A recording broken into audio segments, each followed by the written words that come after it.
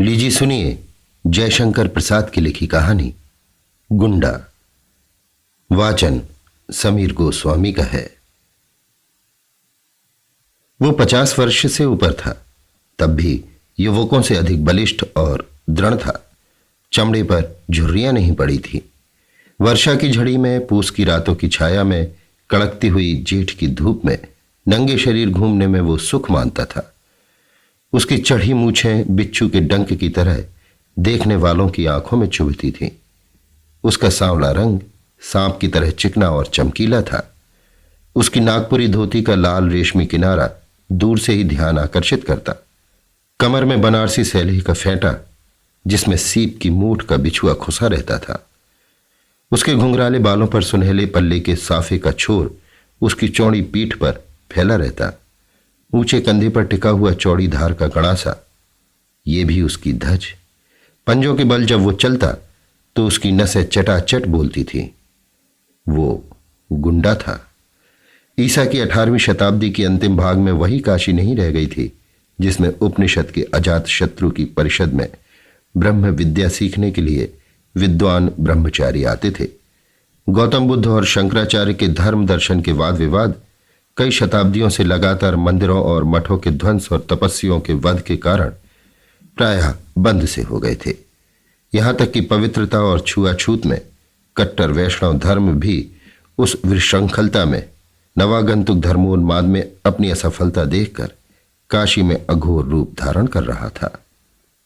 उसी समय समस्त न्याय और बुद्धिवाद को शस्त्र बल के सामने झुकते देखकर काशी के विच्छिन्न और निराश नागरिक जीवन ने एक नवीन संप्रदाय की सृष्टि की। वीरता जिसका धर्म था, अपनी बात पर मिटना, सिंह वृत्ति से जीविका ग्रहण करना, प्राण भिक्षा मांगने वाले कायरों तथा चोट खाकर गिरे हुए प्रतिद्वंदी पर शस्त्र न उठाना, सताए निर्बलों को सहायता देना और प्रत्येक क्षण प्राणों को हथेली पर लिए घूमना उसका बाना था।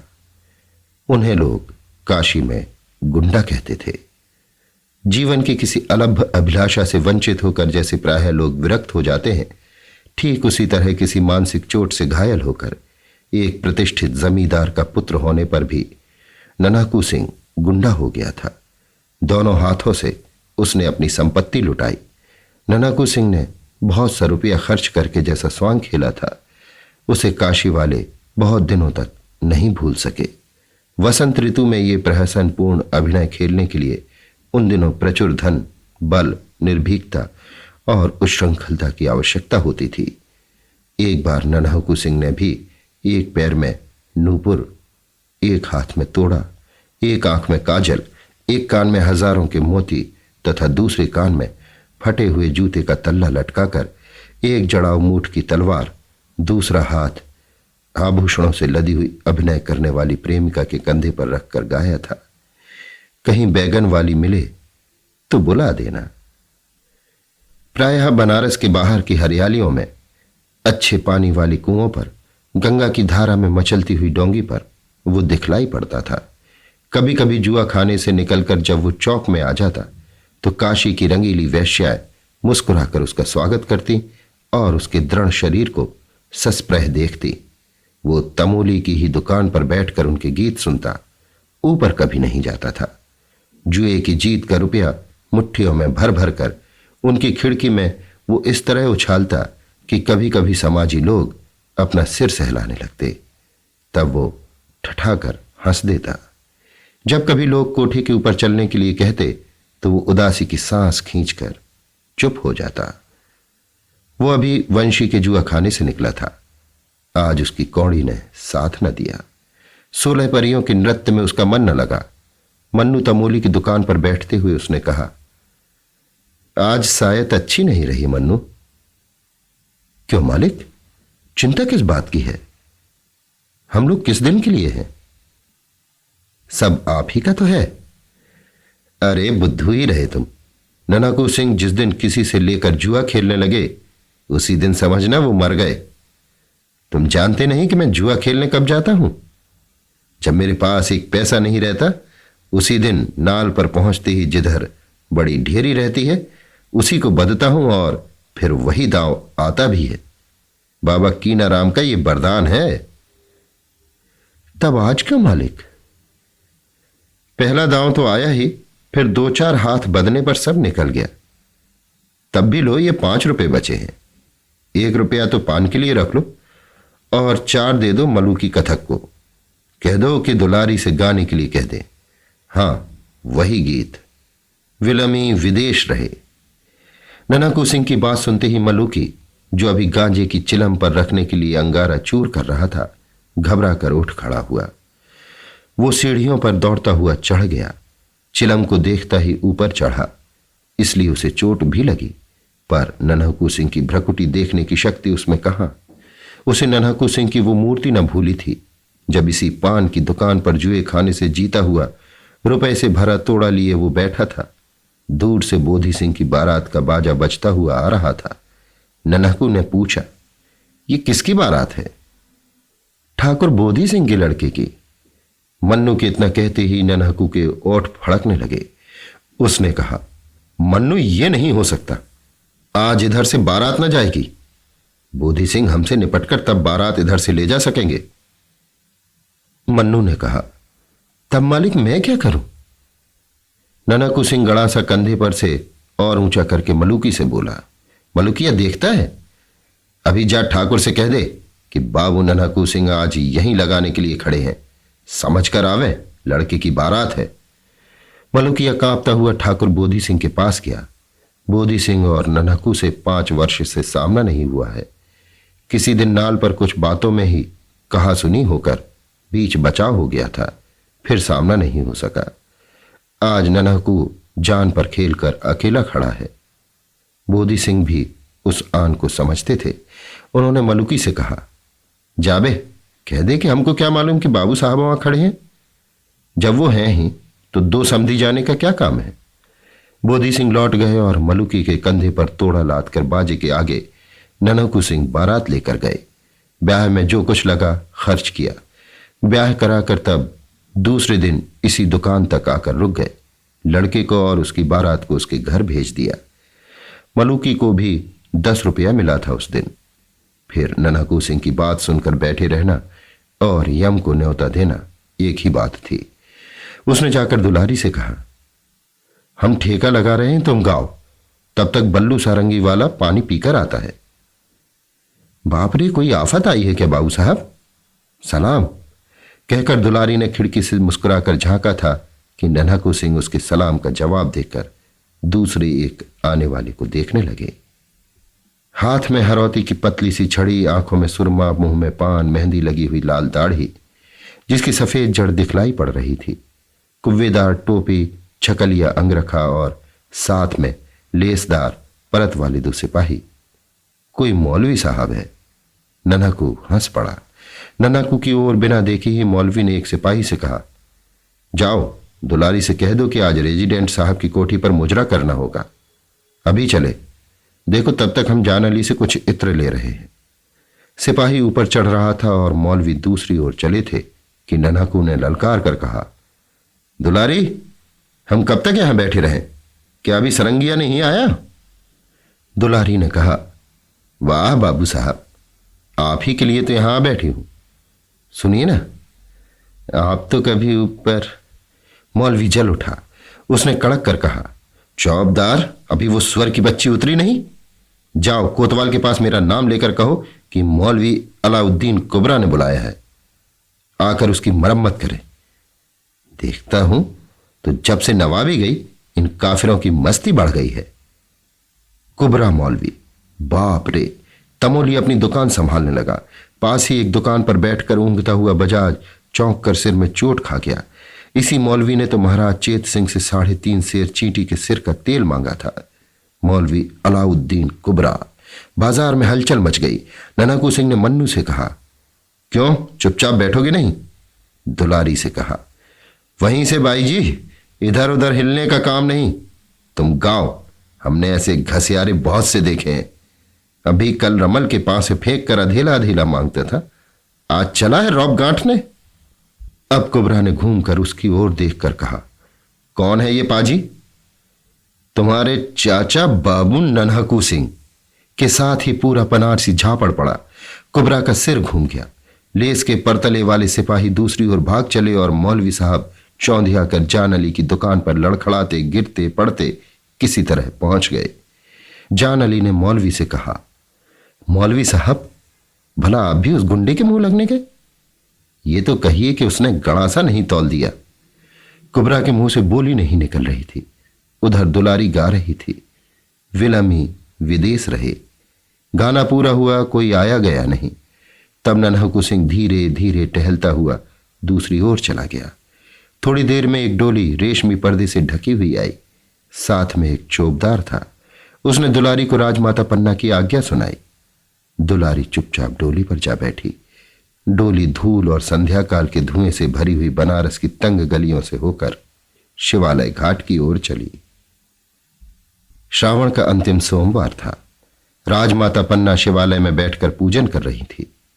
दुलारी बाहर बैठी कुछ अन्न गाने वालियों के साथ भजन गा रही थी। आरती हो जाने पर फूलों की अंजलि बिखेर कर पन्ना ने भक्ति भाव से देवता के चरणों में प्रणाम किया। फिर प्रसाद लेकर बाहर आते ही उन्होंने दुलारी को देखा। उसने खड़ी होकर हाथ जोड़ते हुए कहा, मैं पहले ही पहुंच जाती, क्या करूं, वो कुबरा मौलवी निगोड़ा आकर रेजिडेंट की कोठी पर ले जाने लगा। घंटों इसी झंझट में बीत गया सरकार। कुबरा मौलवी? जहां सुनती हूं उसी का नाम। सुना है उसने यहां भी आकर कुछ। फिर न जाने क्या सोचकर बात बदलते हुए पन्ना ने कहा, हां, तब फिर क्या हुआ? तुम कैसे यहां आ सकी? बाबू नन्हकू सिंह उधर से आ गए। मैंने कहा, सरकार की पूजा पर मुझे भजन गाने को जाना है और ये जाने नहीं दे रहा है। उन्होंने मौलवी को ऐसा झापड़ लगाया कि उसकी हेकड़ी भूल गई और तब जाकर मुझे किसी तरह यहां आने की छुट्टी मिली। कौन बाबू नन्हकू सिंह? दुलारी ने सिर नीचा करके कहा, अरे क्या सरकार को नहीं मालूम? बाबू निरंजन सिंह के लड़के। उस दिन जब मैं बहुत छोटी थी, आपकी बारी में झूला झूल रही थी, तब जब नवाब का हाथी बिगड़कर आ गया था, बाबू निरंजन सिंह के कुंवर ने ही तो उस दिन हम लोगों की रक्षा की थी। राजमाता का मुख उस प्राचीन घटना को स्मरण करके न जाने क्यों विवर्ण हो गया। फिर अपने को संभाल कर उन्होंने पूछा, तो बाबू नन्हकू सिंह उधर कैसे आ गए? दुलारी ने मुस्कुराकर सिर नीचा कर लिया। दुलारी राजमाता पन्ना के पिता की जमींदारी में रहने वाली वैश्या की लड़की थी। उसके साथ ही कितनी बार झूले हिंडोले अपने बचपन में पन्ना झूल चुकी थी। वो बचपन से ही गाने में सुरीली थी, सुंदरी होने पर चंचल भी थी। पन्ना जब काशीराज की माता थी, तब दुलारी काशी की प्रसिद्ध गाने वाली थी। राजमहल में उसका गाना बजाना हुआ ही करता। महाराज बलवंत सिंह के समय से ही संगीत पन्ना के जीवन का आवश्यक अंश था। हां, अब प्रेम दुख और दर्द भरी विरह कल्पना के गीत की ओर अधिक रुचि न थी। अब सात्विक भावपूर्ण भजन होता था। राजमाता पन्ना का वैधव्य से दीप्त शांत मुखमंडल कुछ मलिन हो गया। बड़ी रानी की सापत्न ज्वाला बलवंत सिंह के मर जाने पर भी नहीं बुझी। अंतःपुर कलह का रंगमंच बना रहता। इसी से प्रायः पन्ना काशी के राज मंदिर में आकर पूजा पाठ में अपना मन लगाती। रामनगर में उसको चैन नहीं मिलता। नई रानी होने के कारण बलवंत सिंह की प्रेयसी होने का गौरव तो उसे था ही, साथ में पुत्र उत्पन्न करने का सौभाग्य भी मिला। फिर भी असवर्णता का सामाजिक दोष उसके हृदय को व्यथित किया करता। उसे अपने ब्याह की आरंभिक चर्चा का स्मरण हो आया। छोटे से मंच पर बैठी गंगा की उमड़ती हुई धारा को पन्ना अन्यमनस्क होकर देखने लगी। उस बात को जो अतीत में एक बार हाथ से अनजाने में खिसक जाने वाली वस्तु की तरह गुप्त हो गई हो, सोचने का कोई कारण नहीं। उनसे कुछ बनता बिगड़ता भी नहीं, परंतु मानव स्वभाव हिसाब रखने की प्रथानुसार कभी कभी कह बैठता है कि यदि वो बात हो गई होती तो। ठीक उसी तरह पन्ना भी राजा बलवंत सिंह द्वारा बलपूर्वक रानी बनाए जाने के पहले की एक संभावना को सोचने लगी थी।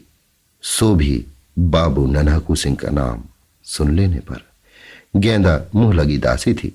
वो पन्ना के साथ उसी दिन से है जिस दिन से पन्ना बलवंत सिंह की प्रेयसी हुई।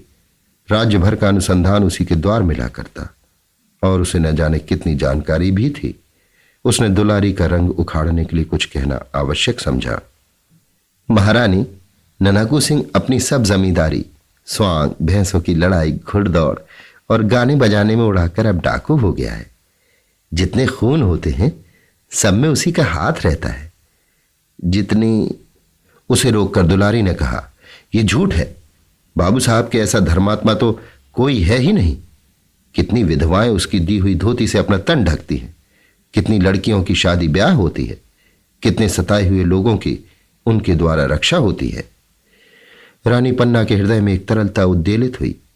उन्होंने हंसकर कहा, दुलारी, वे तेरे यहां आते हैं ना, इसी से तो उनकी बड़ाई। नहीं सरकार, शपथ खाकर कह सकती हूं कि बाबू नन्हाकू सिंह ने आज तक कभी मेरे कोठे पर पैर भी नहीं रखा। राजमाता न जाने क्यों इस अद्भुत व्यक्ति को समझने के लिए चंचल हो उठी थी। तब भी उन्होंने दुलारी को आगे कुछ न कहने के लिए तीखी दृष्टि से देखा। वो चुप हो गई। पहले पहर की शहनाई बजने लगी। दुलारी छुट्टी मांगकर डोली पर बैठ गई।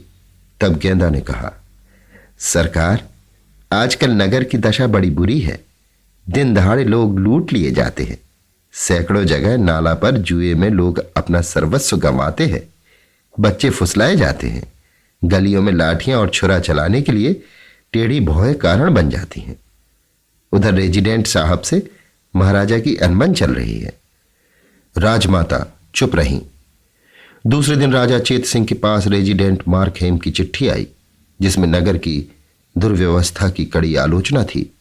डाकुओं और गुंडों को पकड़ने के लिए उन पर कड़ा नियंत्रण रखने की संपत्ति भी थी। कुबरा मौलवी वाली घटना का भी उल्लेख था। उधर हेस्टिंग्स के आने की भी सूचना थी। शिवालय घाट और रामनगर में हलचल मच गई। कोतवाल हिम्मत सिंह पागल की तरह, जिसके हाथ में लाठी, लोहांगी, गड़ासा, बिछुआ और करौली देखते उसी को पकड़ने लगे। एक दिन नन्हाकू सिंह सुंभा के नाले के संगम पर ऊंचे से टीले की घनी हरियाली में अपने चुने हुए साथियों के साथ दूधिया छान रहे थे। गंगा में उनकी पतली डोंगी बड़ की जटा से बंधी थी। कथकों का गाना हो रहा था। चार उलांग की इक्के कसे कसाए खड़े थे। नन्हाकू सिंह ने अकस्मात कहा, मलुकी, गाना जमता नहीं है। उलाकी पर बैठकर जाओ, दुलारी को बुला लाओ। मलुकी वहां मजीरा बजा रहा था। दौड़कर इक्के पर जा बैठा। आज नन्हाकू सिंह का मन उखड़ा था। बूटी कई बार छानने पर भी नशा नहीं। 1 घंटे में दुलारी सामने आ गई। उसने मुस्कुराकर कहा, क्या हुक्म है बाबू साहब? दुलारी, आज गाना सुनने का मन कर रहा है। इस जंगल में क्यों? उसने सशंक हंसकर कुछ अभिप्राय से पूछा। तुम किसी तरह का खटका ना करो, नन्हाकू सिंह ने हंसकर कहा। यह तो मैं उस दिन महारानी से भी कह आई हूं। क्या? किससे? राजमाता पन्ना देवी से। फिर उस दिन गाना नहीं जमा। दुलारी ने आश्चर्य से देखा कि तानों में नन्हाकू की आंखें तर हो जाती हैं। गाना बजाना समाप्त हो गया था। वर्षा की रात में झिल्लियों का स्वर उस झुरमुट में गूंज रहा था। मंदिर के समीप ही छोटे से कमरे में नन्हाकू सिंह चिंता में निमग्न बैठा था। आंखों में नींद नहीं। और सब लोग तो सोने लगे थे। दुलारी जाग रही थी। वो भी कुछ सोच रही थी। आज उसे अपने को रोकने के लिए कठिन प्रयत्न करना पड़ रहा था, किंतु असफल होकर वो उठी और नन्हाकू के समीप धीरे धीरे चली आई। कुछ आहट पाते ही चौंक कर नन्हाकू सिंह ने पास ही पड़ी हुई तलवार उठा ली। तब तक हंसकर दुलारी ने कहा, बाबू साहब, ये क्या? स्त्रियों पर भी तलवार चलाई जाती है? छोटे से दीपक के प्रकाश में वासना भरी रमणी का मुख देखकर नन्हाकू हंस पड़ा। उसने कहा, क्यों बाई जी, क्या इसी समय जाने की पड़ी है? मौलवी ने फिर बुलाया है क्या? दुलारी नन्हाकू के पास बैठ गई। नन्हाकू ने कहा, क्या तुमको डर लग रहा है? नहीं, मैं कुछ पूछने आई हूं। क्या? क्या? यही कि कभी तुम्हारे हृदय में। उसे ना पूछो दुलारी। हृदय को बेकार ही समझकर तो उसे हाथ में लिए फिर रहा हूं। कोई कुछ कर देता, कुचलता, चीरता, उछालता, मर जाने के लिए सब कुछ तो करता हूं, पर मरने नहीं पाता। मरने के लिए भी कहीं खोजने जाना पड़ता है। आपको काशी का हाल क्या मालूम, ना जाने घड़ी भर में क्या हो जाए। उलट पलट होने वाला है क्या? बनारस की गलियां जैसे काटने को दौड़ती हैं। कोई नई बात इधर हुई है क्या? कोई हेस्टिंग्स आया है, सुना है उसने शिवालय घाट पर तिलंगों की कंपनी का पहरा बैठा दिया है। राजा चेत सिंह और राजमाता पन्ना वहीं है। कोई कोई कहता है कि उनको पकड़कर कलकत्ता भेजने। क्या पन्ना भी? रनिवास भी वहीं है? ननकू सिंह अधीर हो उठा था। क्यों बाबू साहब, आज रानी पन्ना का नाम सुनकर आपकी आंखों में आंसू क्यों आ गए? सहसा ननहकू का मुख भयानक हो उठा। उसने कहा, चुप रहो, तुम उसको जानकर क्या करोगी? वो उठ खड़ा हुआ, उद्विग्न की तरह न जाने क्या खोजने लगा। फिर स्थिर होकर उसने कहा, दुलारी, जीवन में आज ये पहला ही दिन है कि एकांत रात में एक स्त्री मेरे पलंग पर आकर बैठ गई है। मैं चिरकुमार अपनी एक प्रतिज्ञा का निर्वाह करने के लिए सैकड़ों असत्य अपराध करता फिर रहा हूं। क्यों, तुम जानती हो, मैं स्त्रियों का घोर विद्रोही हूं। और पन्ना, किंतु उसका क्या अपराध? अत्याचारी बलवंत सिंह के कलेजे में बिछुआ मैं न उतार सका, किंतु पन्ना, उसे पकड़कर गोरे कलकत्ते भेज देंगे? वही। ननकू सिंह उन्मत्त हो उठा था। दुलारी ने देखा, ननकू अंधकार में ही वट वृक्ष के नीचे पहुंचा और गंगा की उमड़ती हुई धारा में डोंगी खोल दी। उसी घने अंधकार में दुलारी का हृदय कांप उठा। 16 अगस्त सन 1781 को काशी डवाडोल हो रही थी। शिवालय घाट में राजा चेत सिंह लेफ्टिनेंट स्टाकर के पहरे में थे। नगर में आतंक था, दुकानें बंद थीं। घरों में बच्चे अपनी मां से पूछते थे, मां आज हलवे वाला नहीं आया? वो कहती, चुप बेटे। सड़कें सूनी पड़ी थीं। तिलंगों की कंपनी के आगे आगे कुबरा मौलवी कभी कभी आता जाता दिखाई पड़ता था। उस समय खुली हुई खिड़कियां बंद हो जाती थी। भय और सन्नाटे का राज्य था। चौक में चिथरू सिंह की हवेली अपने भीतर काशी की वीरता को बंद किए कोतवाल का अभिनय कर रही थी। इसी समय किसी ने पुकारा, हिम्मत सिंह। खिड़की में से सिर निकालकर हिम्मत सिंह ने पूछा, कौन? बाबू ननहकू सिंह। अच्छा, तुम अब तक बाहर ही हो? पागल, राजा कैद हो गए हैं, छोड़ दो इन सब बहादुरों को। हम एक बार इनको लेकर शिवालय घाट पर जाएं। ठहरो, कहकर हिम्मत सिंह ने कुछ आज्ञा दी। सिपाही बाहर निकले। ननकू की तलवार चमक उठी। सिपाही भीतर भागे। ननकू ने कहा, नमक हरामो, चूड़ियां पहन लो। लोगों के देखते देखते ननकू सिंह चला गया। कोतवाली के सामने फिर सन्नाटा हो गया। ननकू उन्मत्त था। उसके थोड़े से साथ ही उसकी आज्ञा पर जान देने के लिए तुले थे। वो नहीं जानता था कि राजा चेत सिंह का क्या राजनीतिक अपराध है। उसने कुछ सोचकर अपने थोड़े से साथियों को फाटक पर गड़बड़ मचाने के लिए भेज दिया। इधर अपनी डोंगी लेकर शिवालय की खिड़की के नीचे धारा काटता हुआ पहुंचा। किसी तरह निकले हुए पत्थर में रस्सी अटकाकर उस चंचल डोंगी को उसने स्थिर किया और बंदर की तरह उछलकर खिड़की के भीतर हो रहा।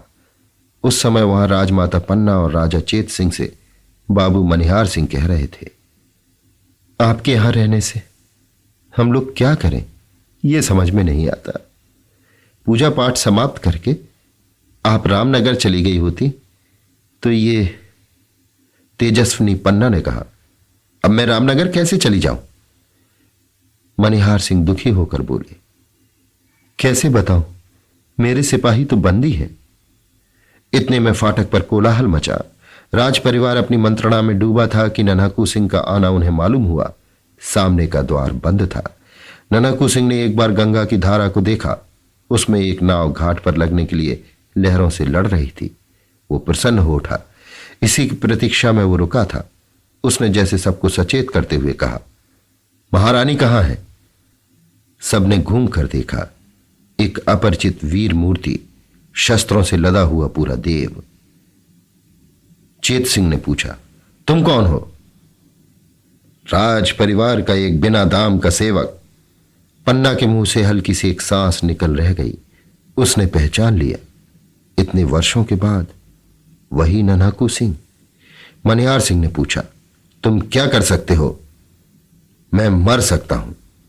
पहले महारानी को डोंगी पर बिठाइए, नीचे दूसरी डोंगी पर अच्छे मल्लाह हैं, फिर बात कीजिए।